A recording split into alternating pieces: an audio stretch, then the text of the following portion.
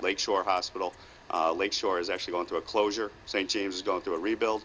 On the front line, in particular, on rural hospitals, these cuts are causing significant problems for access to care for our people. So I'm delivering to you some information and join my colleague in highlighting that need. Now, what I wanted to talk to you today about is we just had an election in Florida last night. The Democratic opponent was talking a lot about ways to fix the Affordable Care Act. And what I wanted to get from you is that the administration has had 37 significant changes in the Affordable Care Act that it has put forward by executive order and other amendments. And what I'm looking for you, if you have any suggestions, have you supplied to Congress, to us, in areas that you want to fix the Affordable Care Act? Has there been any legislation sent from the administration up to Congress in regards to those fixes? I have not sent legislation to Congress, no, sir. Yeah, because the answer is zero. I knew the answer to that question. I just wanted to see exactly where you were coming at. So why?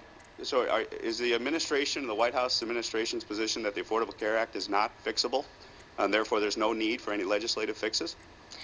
No, sir, I don't think that's the case. Okay, so it is fixable. There's areas that you want to fix. Could you state for the record what areas of the Affordable Care Act does the administration want to work with us in order to fix?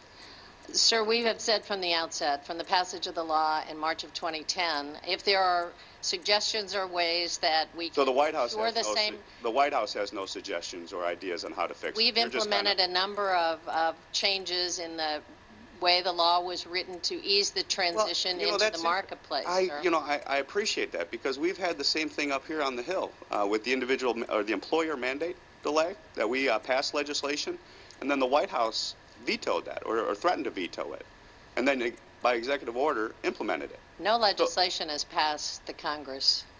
So if we pass that, you'll say you'll sign that? I don't sign legislation. Well, the White House. What's the White House's position on it? The White House made their position clear, but no legislation has passed the Congress in the 3.5 years that the law has been implemented, and the House has voted 50 times to repeal the act. Yeah, so when we pass a bill in the House and the White House issues a veto threat to it, that's an indication that the White House wants to work with us on policies that it's by executive order implementing. I mean, we have the employer mandate delay. You have the health insurance plan that you can keep your health insurance plan if you like it. We get threats of veto from the White House on things that you're doing by executive order over there? Well, that doesn't make sense to us. Can you explain to the American people why that makes sense? Sir, I think that the issue is the breadth of some of the legislation.